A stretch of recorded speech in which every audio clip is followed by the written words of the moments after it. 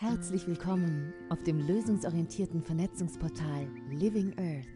Hier auf der Living Earth beleuchten wir jeden Monat ein bestimmtes Thema von den unterschiedlichsten Seiten, um dann das neu gewonnene Wissen, die praktischen Erfahrungen und Anwendungen in unserem Alltag und in unsere Projekte zu integrieren. So erschaffen wir gemeinsam, Schritt für Schritt, die neue lebendige Erde.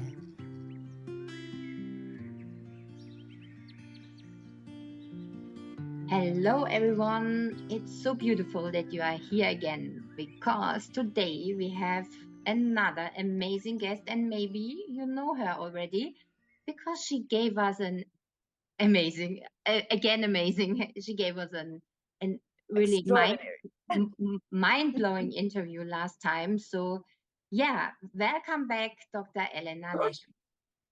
Thank you. I'm really happy to see you again and your viewers, and it's good to start the new year with such an exciting month of talking about sexuality and what makes us very excited and human. Yeah. So I want to introduce a little bit. You are an expert in the microbiome and you are a curious being. You always want to go to the bottom of the things. And yeah, I'm so glad that you are here again because it's always so amazing and so beautiful what you are telling us. It's learning from the scratch, and it's like an explosion in my mind. It brings all these neurons together and fires. So it's amazing, and I'm looking forward what you tell us about microbiome and sexuality. Let's start and see how much we can uncover today. It is mind-boggling area of research. It's very busy part of research, but today we'll be talking more specifically about relations between microbiota, human microbiota particularly, and as our behavior as human beings, and in areas of life that are so fundamental and responsible for our survival. So let's get curious together. Yes, let's start maybe just reminding everyone that what we call microbiota is hugely controlling our physical, mental, and emotional state, and it's not an isolated body of microorganisms. We evolved over I don't know how many millions of years as an ecosystem. So we are not able to separate the human part from microbial part. So this is a dynamic ecosystem. It's constantly adapting to the change of the environment within and without. And we find ourselves with trillions of microorganisms inhabiting our digestive system first, because it's the bulk of our microorganisms, but also any other surface and part of the human body, including skin, including our internal organs, even the organs that we previously considered to be free from microorganisms. We are now able to prove it that all those parts of our inner body have the presence of the microorganisms. So we cannot separate and kind of draw a line that divides us. So microorganisms also kind of contribute 99% of the genetic material or gene pool that become our human genetic field, if you like. So they must by all means affect our state of health and our behavior greatly, to the extent that we are not yet fully comprehending. But let's talk about what we can kind of clearly see from the research. So we are talking about microorganisms, and mainly again gut microorganisms. We call them microbiota, influencing our behavior. And we know for sure that within the gut, and microbiota is very involved in that, we produce and utilize about 80% of neurotransmitters that we know directly affect our brain function. So, for example, we have a well-established role of serotonin and dopamine in the way the brain functions and how we feel as a result. So most of those neurotransmitters are produced by the gut bacteria. And there is a bidirectional connection between the gut and the brain. We call it gut-brain axis. So the flow of information or the signals from the gut is way more intense and powerful going to the brain rather than back from the brain to the gut. Serotonin and dopamine affect our not just a sense of well-being and how we perceive ourselves, how motivated or how open to the world we are, how happy we are, but also determines our sexual behavior.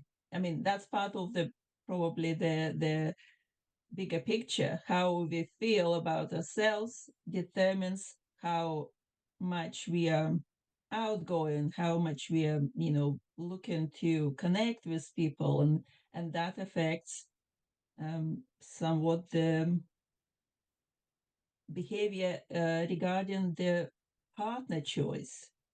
So we do know that people with low serotonin and low dopamine levels would be less likely to be social. They prefer to be withdrawn from the company of other people. So the choice of potential partner would be somewhat limited if someone is preferring their own company. And then we can look at the actual stage of the choosing or subconsciously preferring one person to another. So here it comes a very interesting kind of surprising almost fact that subconsciously in choosing the partner, we rely largely on the scent of the person. And the scent is something that is determined by the microorganisms. How do we get to that? So our individual biochemistry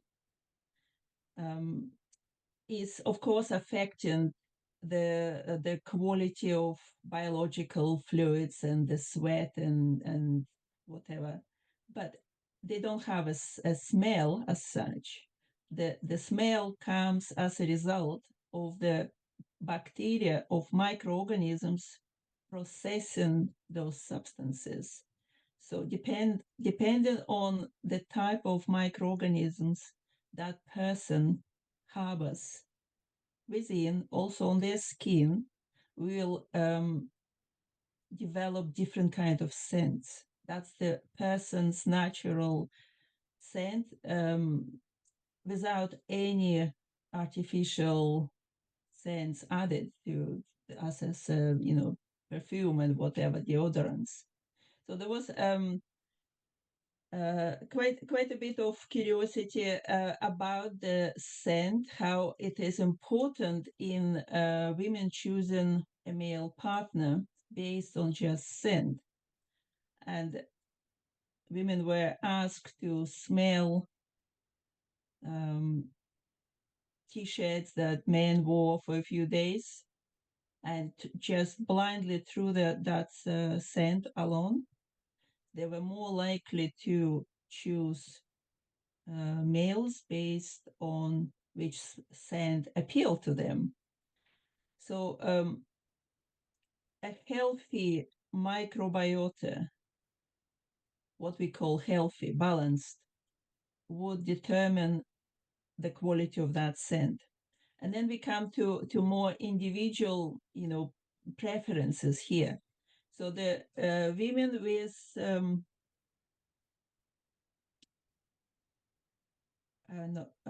let me go first. So women that have a natural ovulation cycles, that is typical for a woman without any suppression, would definitely prefer the scent of a male with a higher testosterone levels.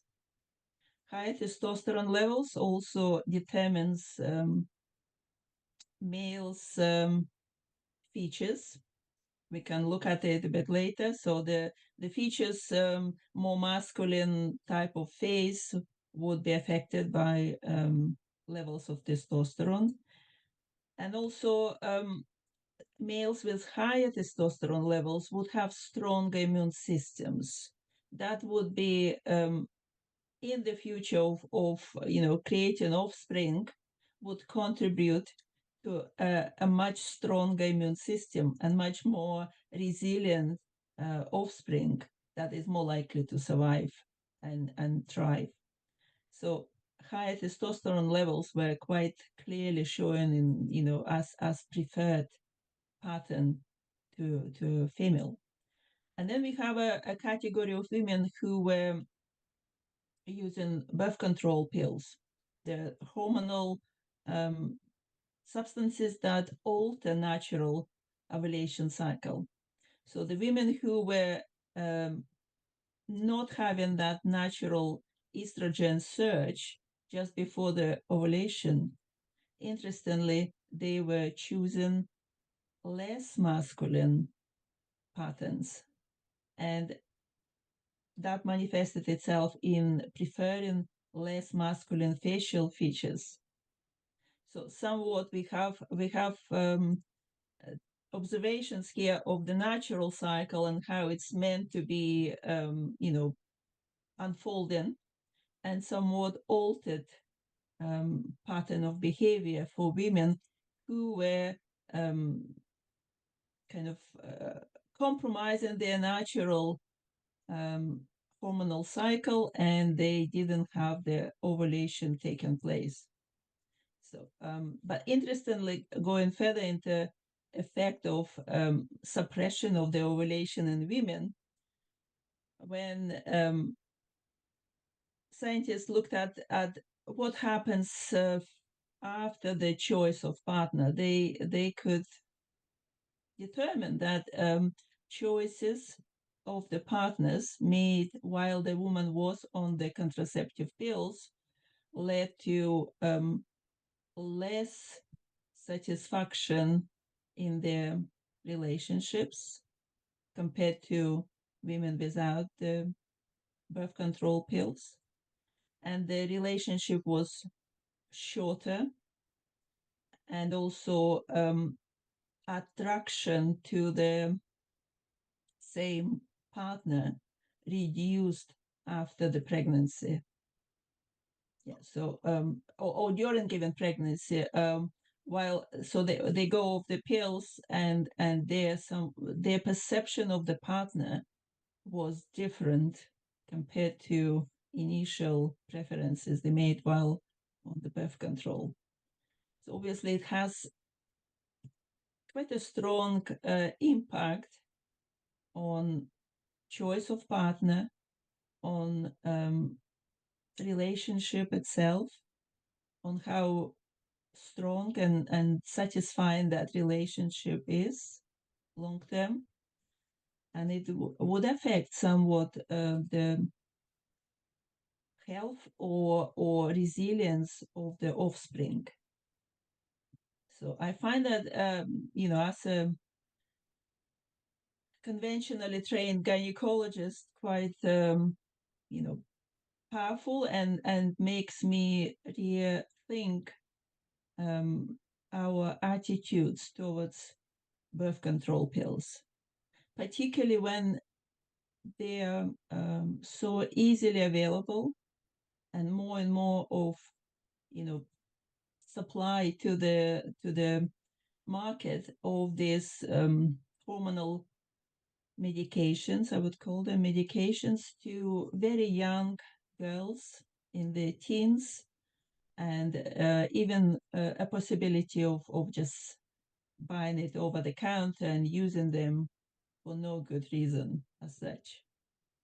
That's really, oh my God, it's in my mind now is it's then everything is like a fake, I'm not choosing for myself because I'm manipulated. It looks like this, and this is And imagine, yeah, it's like you take this pill, you have a partner, then you choose to have a baby, and suddenly the partner is not good for you can't smell him anymore. It's crazy. I mean, we really, like you also said before we were starting this interview, that it needs education. I hope that a lot of young girls listen now to this talk, or at least people who are listening to this are speaking with young women, and we will of course make that more public. It needs to be known. It's totally, Absolutely. I mean, it's totally Absolutely. crazy. Yeah. It determines so much of women's future. It affects life on so many different levels, because when our natural hormonal cycle is hijacked, disrupted, suppressed, a woman is not a true version of herself. I can totally speak from my personal experience, years back, but I've gone through all these kind of stages of experiment that we call contraceptive pills or birth control, and so many choices might have been different on that social level, but also talking about long-lasting effects on the hormonal health and the physical health and the mental health of the woman. Yeah, so interestingly as well, in that same study that was looking into the effect of birth control pills on women, it was clear that while on the pill, as I mentioned, women were less attracted to more masculine features, but they were more their satisfaction centers, like dopamine kind of stimulating centers in the brain, were more geared towards choosing a wealthier partner, more stimulated by the concept of money and financial stability, rather than choosing their male partner, based on their real characteristics of how masculine they look, how the scent appeared to them. So much longer term consequences. And although this subject in the medicine has been a taboo for such a long time, for whatever various reasons, I think women should have right to informed choice, and we never take the choice out of this discussion. Women, each individual woman must have a choice, but that choice should be informed. And we are uncovering these kind of longer term consequences of medication. And any kind of medication would have effect on our microbiota, first of all. That's proven with not just contraceptive pills, with any kind of medication. First, it has an effect on our microbiota. And as such, yes, consequences can be very different. Yeah. I'm just Sorry. reading my notes that I took before we started the interview, where you said that when a woman has a normal ovulation, she chooses a partner with a highly different genetic and microbiota, and that's for a healthy combination for the offspring, for the children. So children are more healthy if they have like parents with different microbiota and different genetics. And if we now think that a high number of our population takes the pill, then that has a huge influence also on the whole society, on the health of children. It's mass scale, yes. Genetically, when we choose a partner with masculine features or more kind of opposing to a female type of features, we complement male female. Yeah, it's a complementary kind of unity that creates a much stronger, a much more complete outcome. So the nature is designed for us to produce children, to make sure that the survival of the species is guaranteed. And man-made kind of intrusion into this beautiful symphony of opposites is altering the outcomes. Yeah, and then there were actually other points in that research on the contraceptive pills pointing to. Let me just check my notes that maybe I've mentioned all of it. Sorry about this. Just quickly, we talk about the change of partner. We talk about well-being of the women, how they feel about themselves. We talked about the long-term relationship outcomes, less satisfaction. Yes, I think we've covered that bit of contraceptive pill is sufficient. And the main maybe take from it is women need to have right to choose and be informed about the possible. What option. As a gynecologist are your favorite alternatives that you would recommend young women? My favorite, I don't have a favorite. I would say I always like to discuss this matter of choice of the method with women. I'm definitely against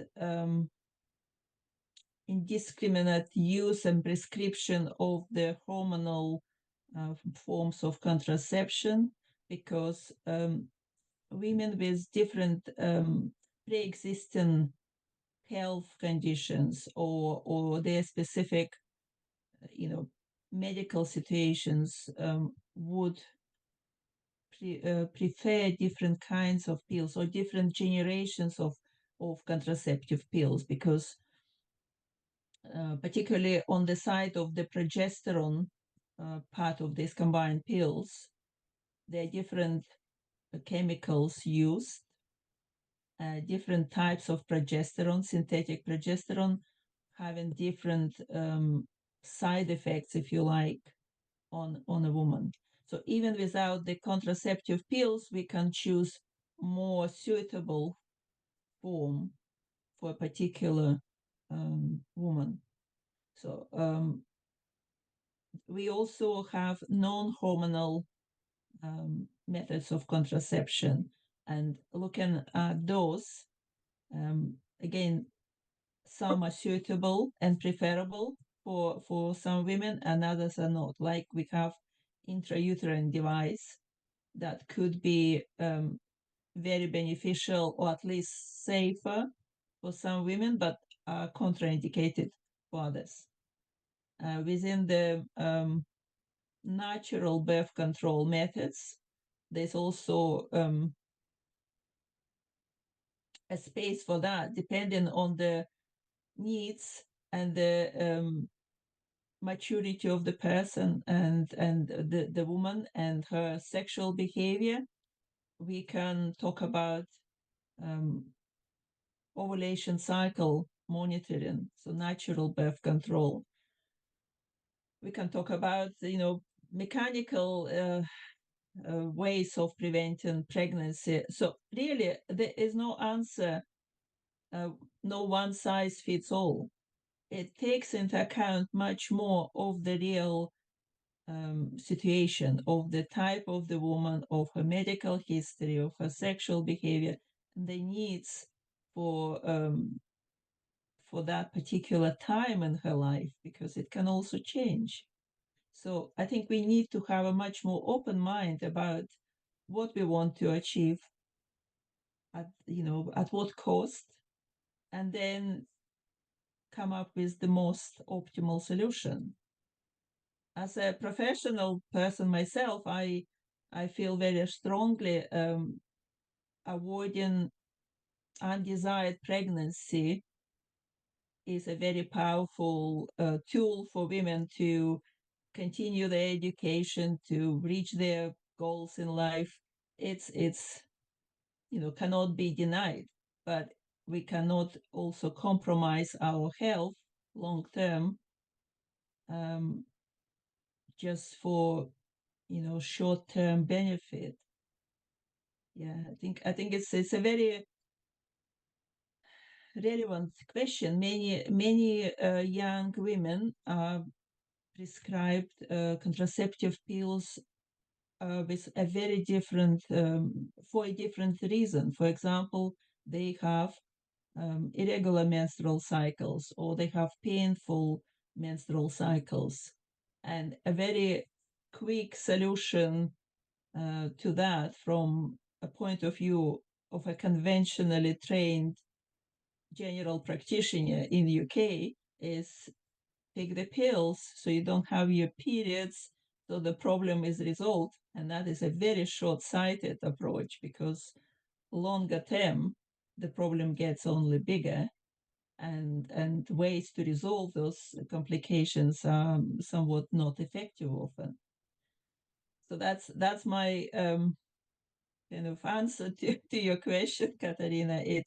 It's not one size fits all. Thank you so much.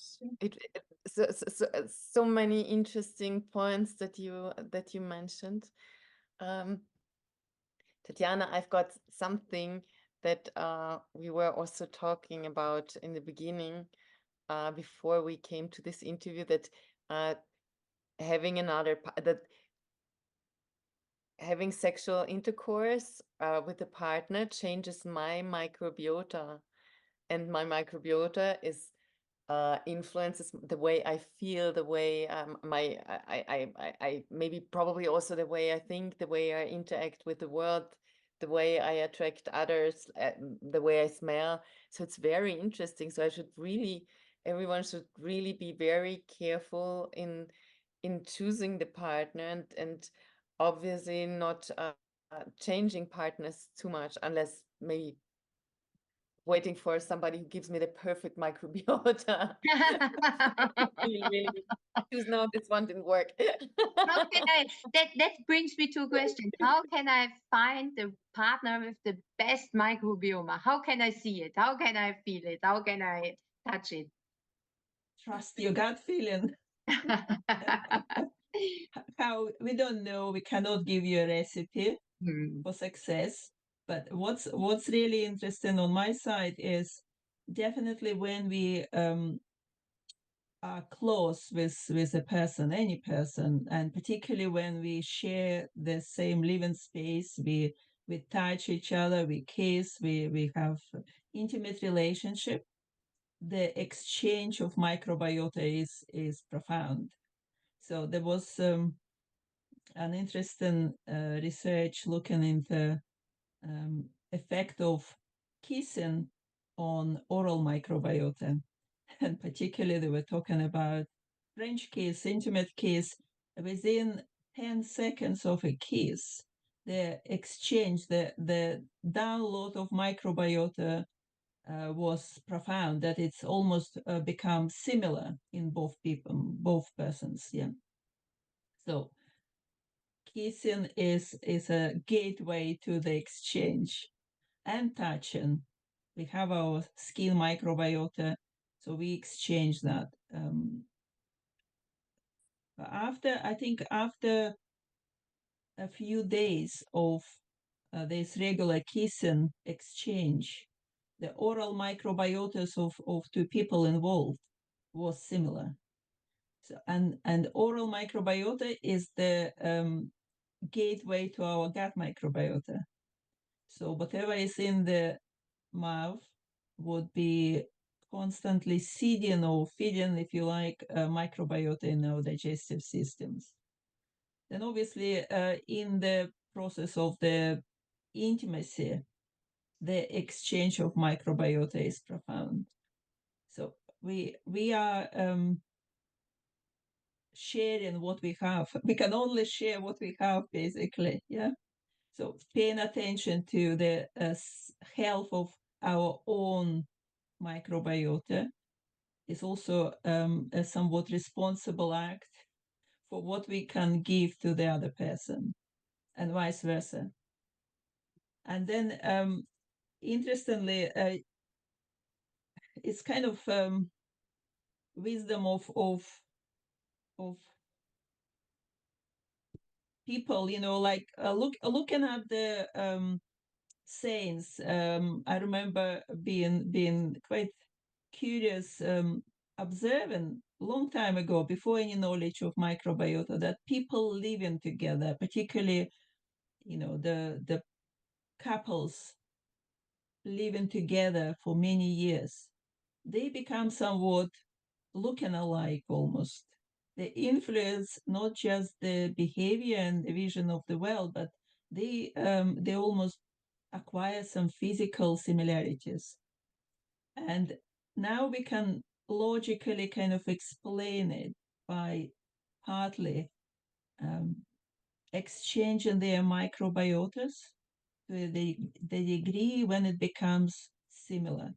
So we have that kind of proof of similarity of the microbiotas of the long-term partners within a couple.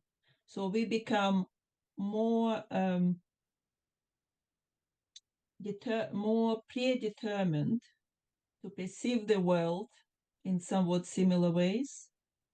We are also becoming more predetermined to certain diseases, and our responses to stress can become somewhat similar. So to me, it rings a bell of responsibility. Yes, it's a mutual responsibility. We cannot ever succeed within a couple. We cannot succeed in changing something when only one partner is aware and taking care of themselves. It's a very kind of mutual responsibility. There were some studies looking into how couples are affected within the marriage on the gut microbiome level. Specific study, I was checking the recent ones, and in 2020, it was clearly focused on how marriage partners influence each other in their health outcomes and also aging markers. And interestingly, when we look at the gut itself with its overwhelming influence over our biochemistry, so through sharing our daily life with the other person, we are becoming more kind of receptive to their stress levels, their mood and emotional states, influenced by negative stressful factors like disagreements, etc. Sharing behavior patterns, the level of activity, the diet, the routine of even quality of sleep would have a very powerful effect on both partners. So finding a most harmonious partner, I think, is a huge task. We never maybe succeed by design, but we can appreciate the importance of being conscious in choosing whom we share our lives with. But Elena, So, when I listen to you, it means, when I'm healthy and when I'm looking for my microbiome and when I'm take care about myself, then I think I have a better chance to get a partner who is similar, because then there is the what's the name of it? Anziehung, excuse me? The attraction? Attraction. Then the attraction is there. So it means when I look at myself and when I care for myself, and then it's easier than the other way, Indeed, yes, I agree. And we can back it up by animal studies. They were looking at the mice and their microbiota influence on the choice of the partner. So there was a male group of mice and the female group. And the females were divided into two groups. One was treated with antibiotics, which we know will alter their gut microbiota, or they will be described as dysbiosis group, so unbalanced gut microbiota or unhealthy gut microbiota. And then the male mice were given a task of choosing the female partner. And regardless, they tried different combinations. The male group would always prefer the female group that were not treated with antibiotics. They were not having unbalanced gut microbiota. They were in a healthy category. So in some way, it is kind of puzzling, because they also looked at male mice that were treated with antibiotics or not treated with antibiotics. And both of those groups preferred the healthy female mice.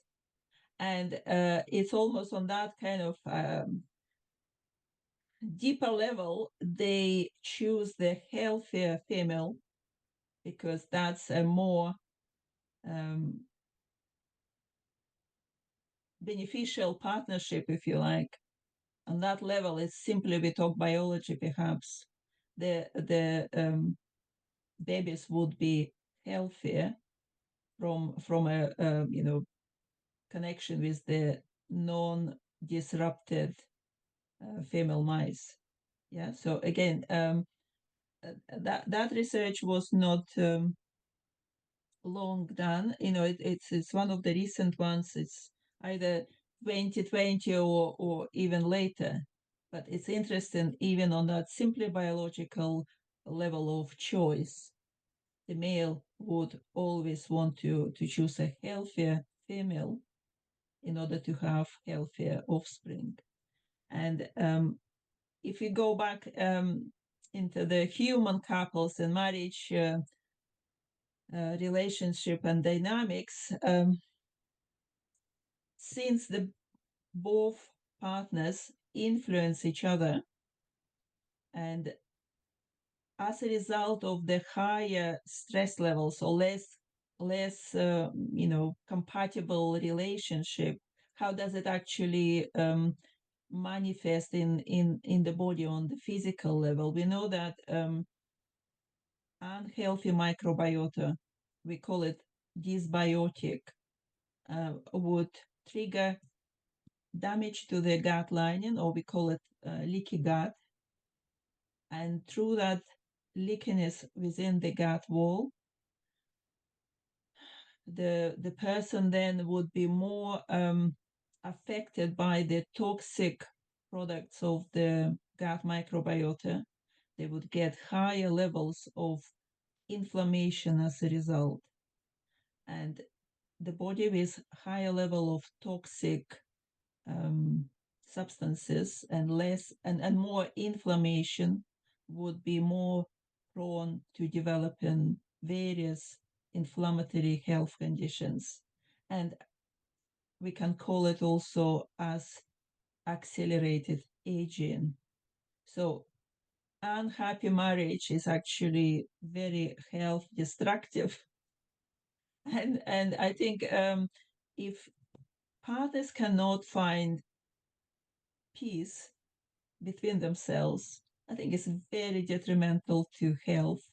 And we should recognize that for what it is. It's not just, people not getting on, they're actually destroying themselves in the process. So that's, again, my medical kind of assessment of what is unhappy partnership or marriage is doing to both partners. It's not very moral, I think, to be cruel to each other. Wow.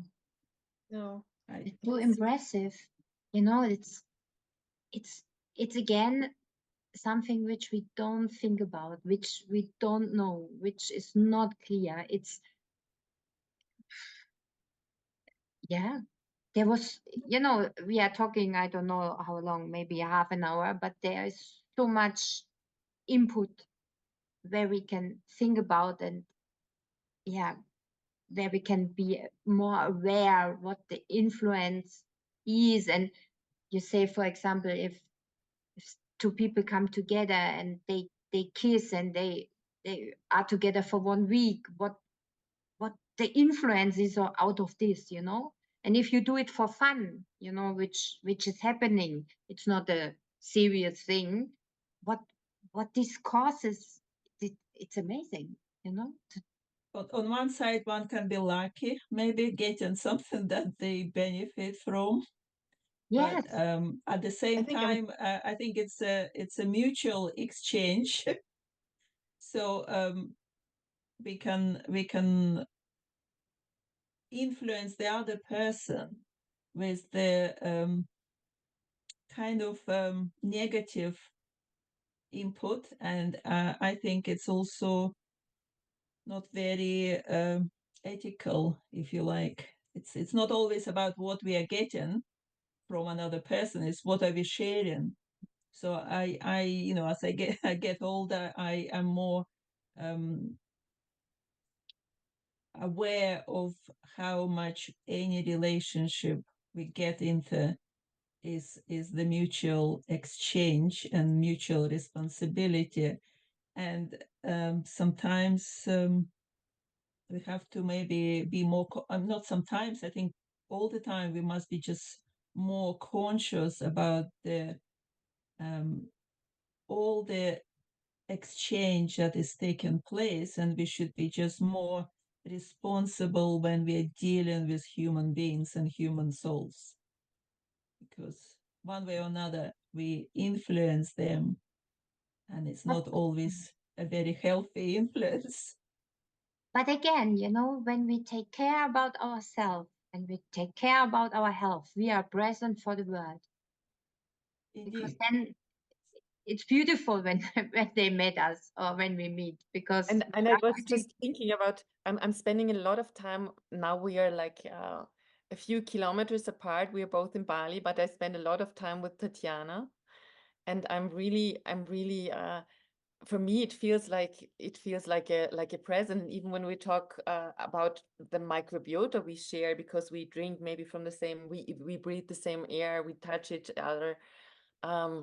It's beautiful, I think, because we both live very healthy, that we can share I like to share my microbiota with you, Tatjana, because I know how you treat your body, how you're healthy you are, all the biohacking things you're doing, the breath exercises. It's a pleasure. So my question is, how can we, besides kissing healthy people,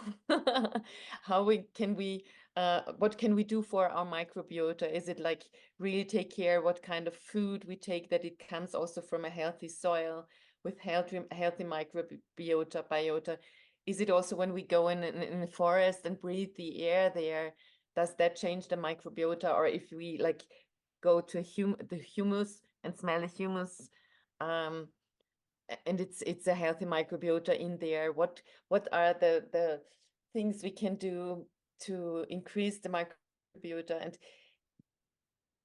one thing which I would like to weave into that is that my son a few years ago told me that he would love to have the perfect microbiota, because there's this fecal trans how is it called? Transplant, yeah. Fecal The transplant, yeah.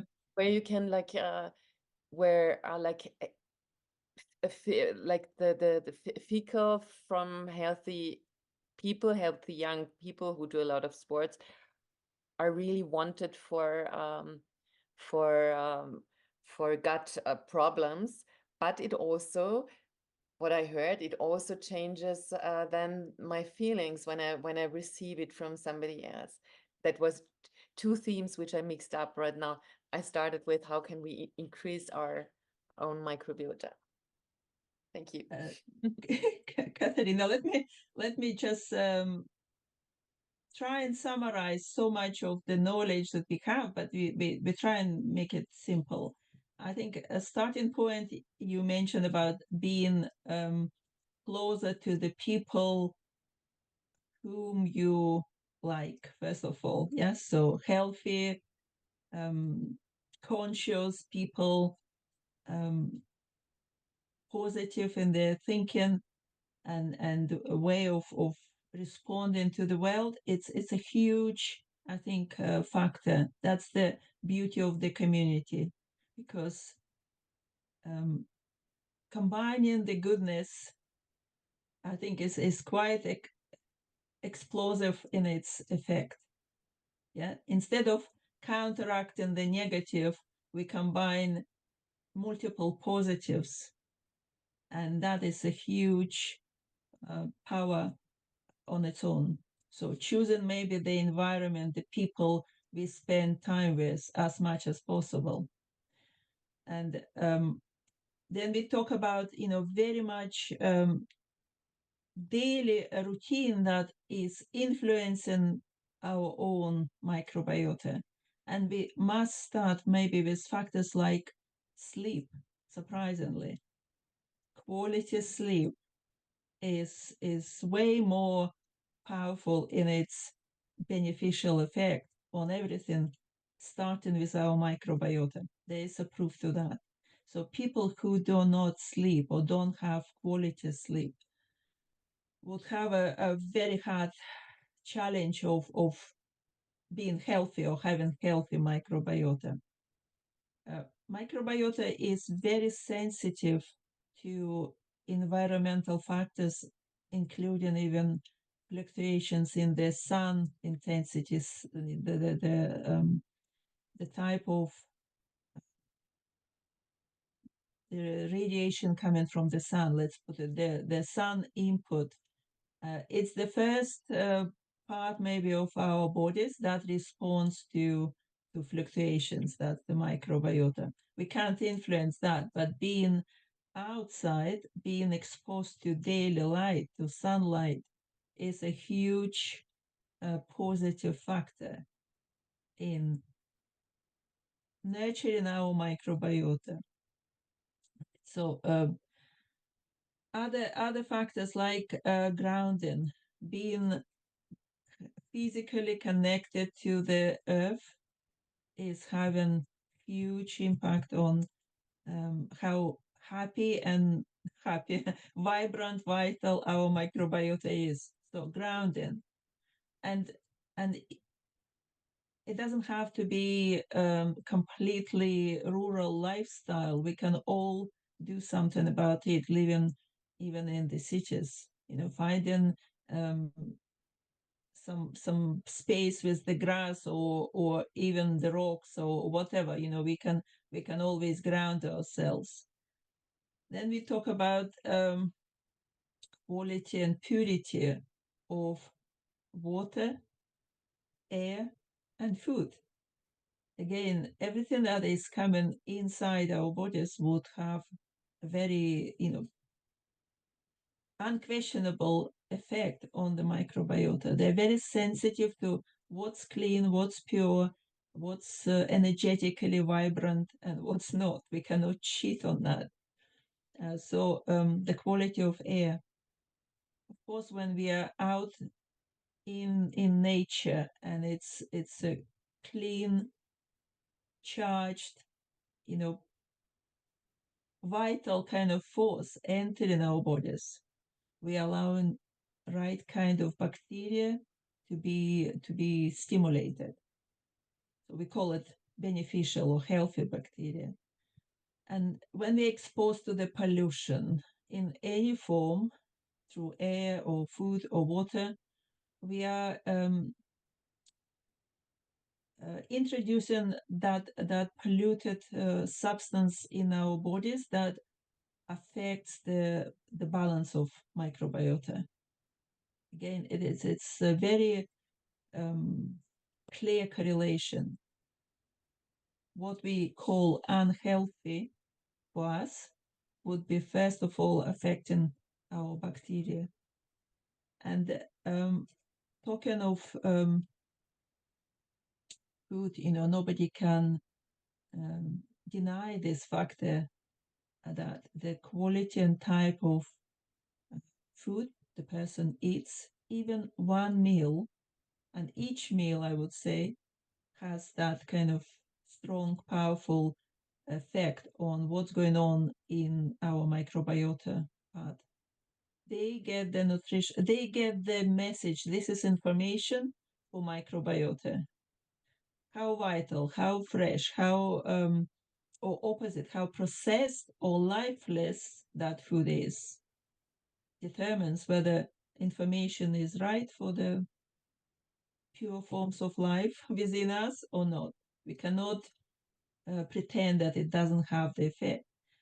Particularly the very strong evidence, for example, that using microwave that is so popular and common in households simply affects us on a very deep level, starting from the microbiota. They just don't find it attractive at all. They don't like it.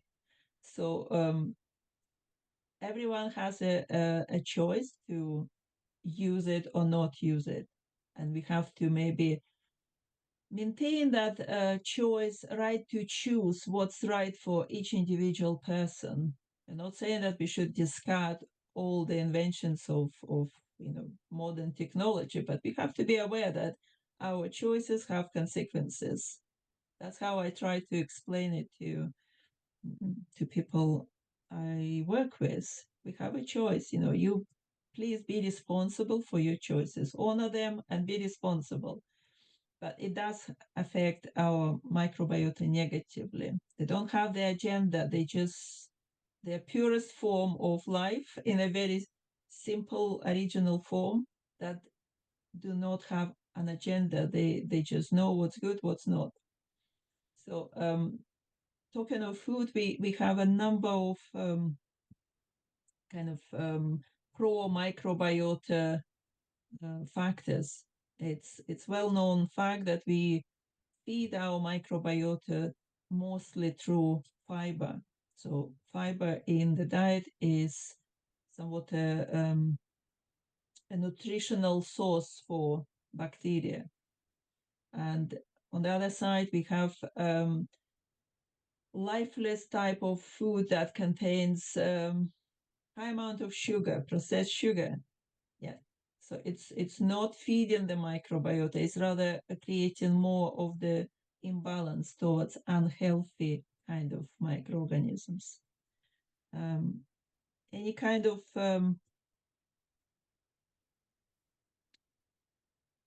chemicals that are added to food as preservatives, lots of them, lots of E numbers and lots of substances that often people don't even have any clue about, would have a very specific effect on microbiota.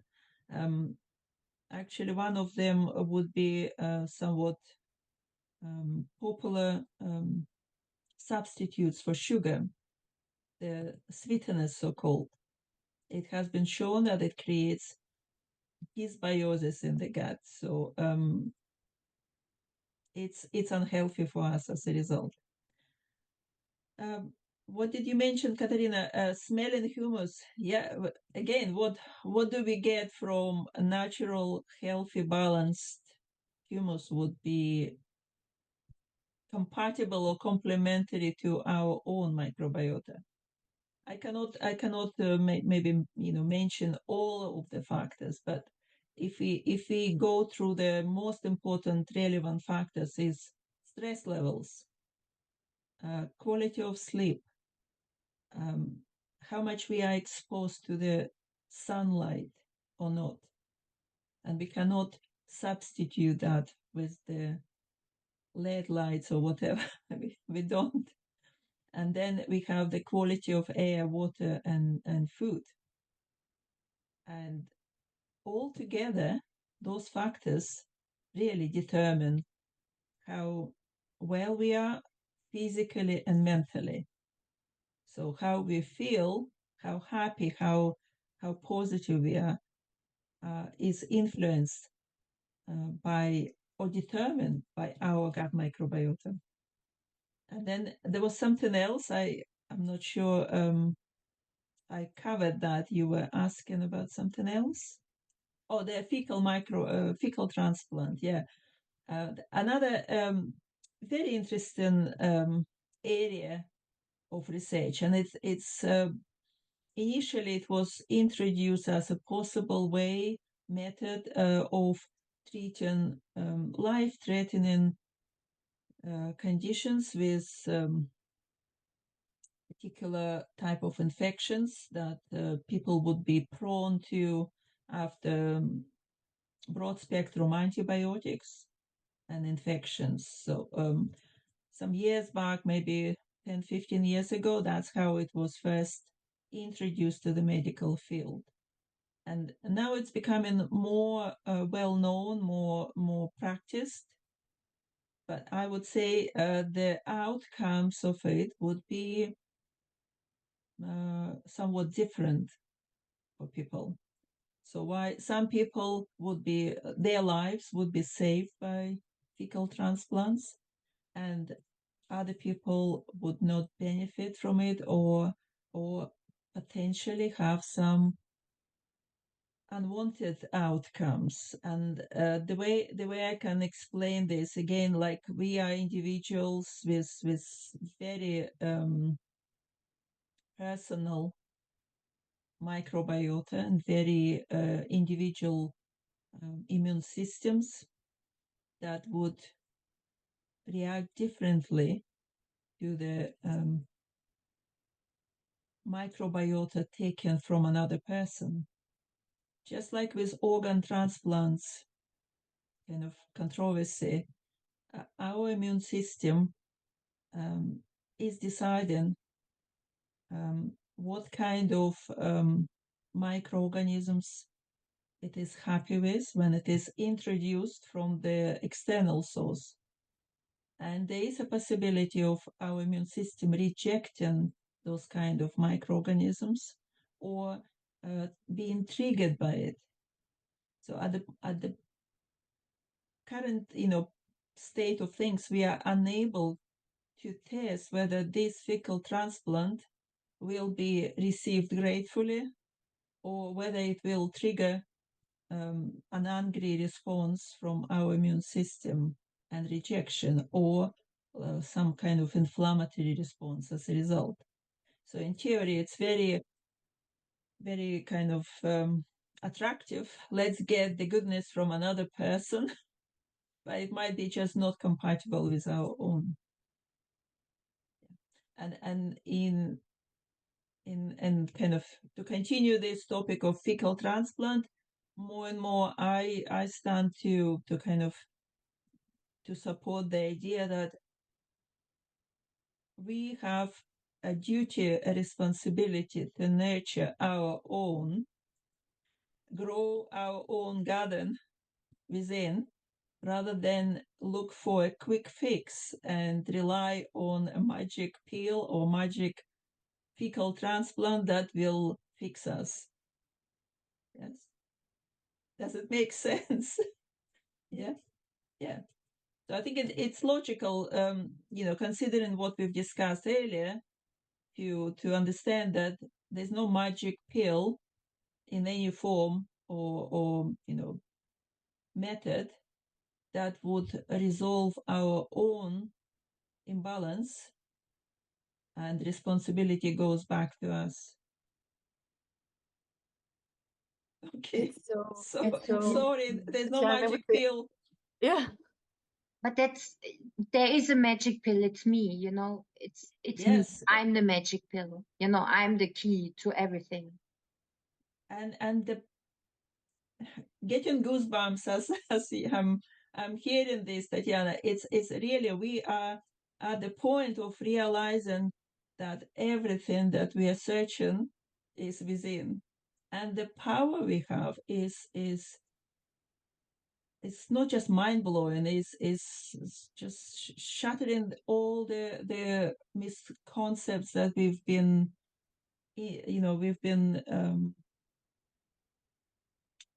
misconcept that we grew up with, that we believed in, and we thought that it's absolute truth. It's amazing how much power we have within, and the power of not just in terms of how we feel healthy or not, the power of unfolding that human potential that we are given by design. It all lies within. The less we try and manipulate our designs, the more human we become. The human with all the bacteria and all sorts of microorganisms, etc. It was designed for us to be a very balanced ecosystem. So when we respect that law of ecosystems within, we become much more unlimited human beings. That's my kind of dwelling, early this year. It has become so overwhelming for me to so humbling as well, to realize how perfect we are, how beautifully designed we are. And also one of the key words, maybe it's unrelated to the topics we were meant to discuss, but the word self-compassion has been on my mind a lot, because most of the people in this community would be very strong and very comfortable with the concept of compassion, of treating another person kindly and taking care of everyone else. But what we lack in is the maybe turning that compassionate nature towards ourselves. So self-compassion as a result for many people would be the hardest lesson to learn, and not just to learn on the logical brain kind of level, but actually feel it and live it. And I think the kind of coming back to ourselves in many different ways and aspects of it, and feeling that compassion towards ourselves manifest in something that we haven't maybe experienced yet as society. So that was my unexpected maybe addition to our conversations. By being compassionate towards ourselves, by actually learning to apply that compassion towards ourselves, we are becoming much more in tune with who we are meant to be. And it's much easier then and much more elegant it becomes to introduce the changes that we've been talking about in regards to healthy microbiota. It becomes less of a struggle, less of a I must do something or I must take something, and it becomes much more of a natural, kind and effective process. For as long as we fight with ourselves, we reject who we are, we don't like ourselves, or we criticize ourselves, or we are not sufficient, any kind of healthy, positive changes feel like a battle. Yeah, it feels like yet another task to perform, and that is much harder on ourselves. So people are less likely to become what they want if they're internally still under pressure of that I must do something. And I to make it very, very short, maybe when we stop fighting with ourselves, we just allow things to unfold in a very harmonious and very human way. So that's my message. What a beautiful message. Elena, you're such a gift for this world, and I'm so thankful that you are in my life. It's really, it's mind-blowing and it's beautiful. Thank you so much. Thank you so much. I feel the same, Tatjana. We Catharina, we are connected through the field. We cannot kind of break it down to very much scientific terms at this point in time, but we know we are connected. And what you're doing is building a community. I think is the most powerful, force of change for good. So I wish you, strength and more compassion towards yourselves. Don't work too hard. Give yourself a lot of appreciation, and just be content with whatever is there, because the change is happening anyway. We want it faster, but it's not possible to jump over certain obstacles on the way. So we have to just keep our intention clear and our own health strong enough to be able to continue moving in the right direction. Thank you so much. Thank you. It's my pleasure, and I always look forward to connecting with Living Earth. In my mind, Living Earth is almost like is not individual people. It's the right concept of what is meant to become this world. So for me, Living Earth is the way forward. Thank you so much. Wow. Thank you. Yeah, and thank you that you watched us, and I think you heard the message that the most important person is you. So see you soon. Have a great time and take care. Take care. Take care. Auf der Living Earth teilen wir viele Lösungen wie diese, um gemeinsam eine neue, lebendige Erde zu gestalten. Schaue dir jetzt gleich das Video auf der Startseite an und finde heraus, was für andere wundervolle Dinge die Living Earth noch kann. Jeder Pionier ist wertvoll. Falls du also noch kein Pionier bist, komm, wir freuen uns auf dich.